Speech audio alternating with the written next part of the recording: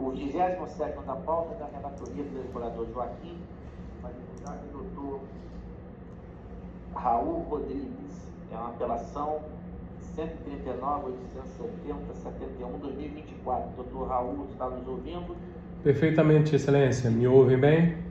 Sim, nós estamos ouvindo bem. Maravilha. O senhor tem a palavra para a sustentação oral. Muito obrigado, Excelência.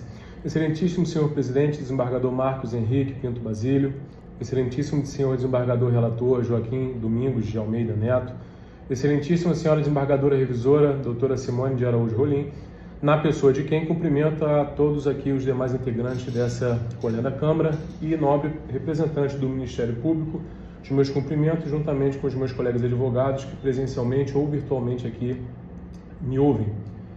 Excelência, de uma forma muito direta e objetiva, a defesa promete ser o mais sucinto que o tema permite. Compareço hoje a essa tribuna de forma respeitosa, compromissada com a maior brevidade possível, para requerer a condenação dos meus clientes. Eu quero que eles sejam condenados, eu quero que os horas apelantes Cleiton e Cláudia, irmãos, sejam condenados, porém de forma justa, e não sob o enquadramento fático jurídico equivocado, data máxima vênia, como ocorreu na decisão guerreada, pela égide da Lei Maria da Penha.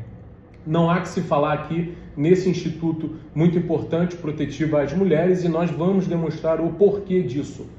Os fatos, quando analisados com a devida serenidade, revelam um contexto absolutamente distinto do que a 11.340 se propôs a tutelar quando o legislador a fez.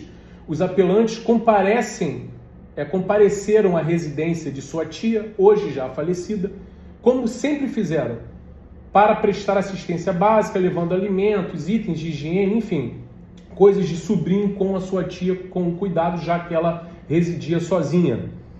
E ela possuía mobilidade reduzida em decorrência de ser vítima de um AVC. Trata-se, portanto, de um ambiente onde o confronto físico de fato ocorreu, aonde eles já frequentavam há muitos anos, e sem que nunca tivesse tido nenhum tipo de intercorrência. Na data dos fatos, quando, entretanto, presenciaram pela primeira vez nessa residência a senhora Luciana, hoje apontada como vítima nesse processo. Esta, na AIJ, foi categórica ao afirmar que nunca possuiu convivência com os apelantes, nunca manteve contato, não havia intimidade, não dialogava com eles, nunca havia tido qualquer desavença anterior e que sequer se encontravam em festividades familiares. Tal versão foi integralmente confirmada pelo marido da vítima, o senhor Glaucus. Esse sim, primo dos apelantes. Esse detém consanguinidade com os apelantes, bem como pelos próprios acusados em AIJ quando interrogados. Ou seja, excelências, não há união dos agressores com a vítima por laço natural, muito menos vontade expressa entre ambos. Não existe relação doméstica, nunca existiu, não existia relação familiar direta, não existia relação íntima de afeto, tampouco qualquer histórico de convivência anterior entre as partes. O vínculo apontado nos autos se resume, no máximo, a uma putativa e inexistente afinidade remota, que não se sustenta diante da prova oral colhida sobre o crivo do contraditório. Reitera-se, a própria vítima confirmou em juízo que nunca conviveu com os réus, que nunca manteve contato e que nem mesmo em reuniões ou festividades de família havia encontro entre eles. Portanto, simplesmente não há nenhuma espécie de relação, laço ou convívio entre ambos que permita enquadrar o caso no âmbito da Lei Maria da Penha.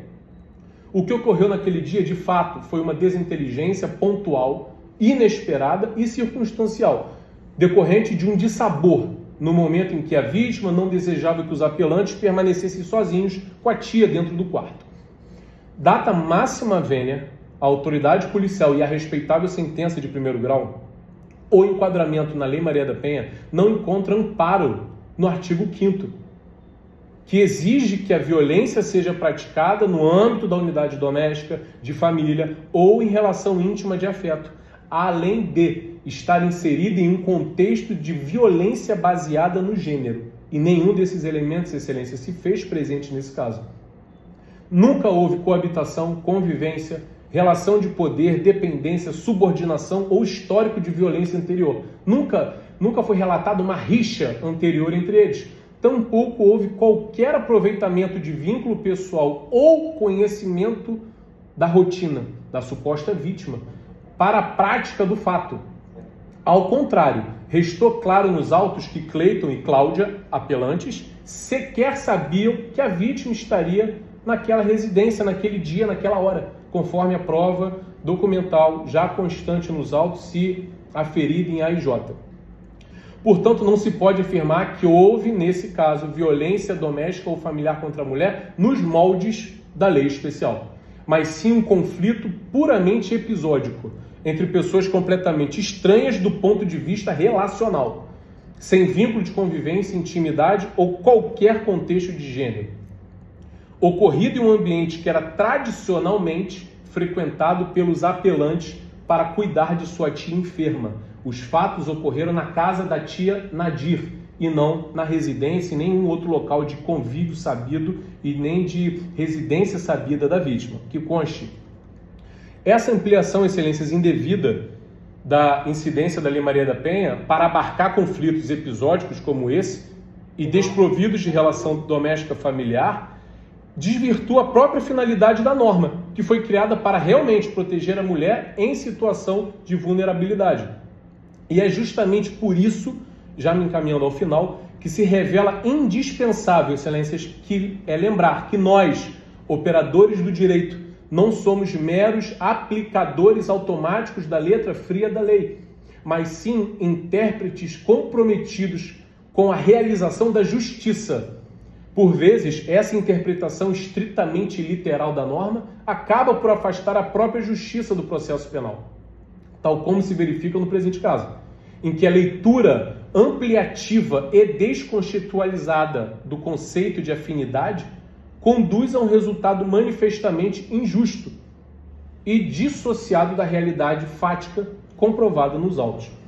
Portanto, Excelências, a defesa requer a reforma integral da sentença, com o reconhecimento da inaplicabilidade da Lei Maria da Penha ao caso concreto e, por evidente e lógica consequência, o afastamento da competência da vara de violência doméstica, sendo feita com remessa dos autos ao juízo especial criminal, por ser, evidentemente, o juízo natural para eventual apuração de lesões corporais recíprocas, como de fato ocorreu nesse processo. Haja vista um dos apelantes ser uma mulher, a Cláudia, condenada por agredir uma mulher, a Luciana. Será, Excelências, e apenas a título aqui de reflexão fica essa pergunta final, será que a Cláudia agrediu a Luciana pelo fato da Luciana ser mulher? Ou essa confusão que de fato houve no local com agressões mútuas não fez a distinção de gênero? Excelência, já pedindo escusas por qualquer excesso eventualmente cometido por esse patrono, a defesa agradece a atenção dada a essa sustentação oral e deseja a todos aqui uma boa tarde.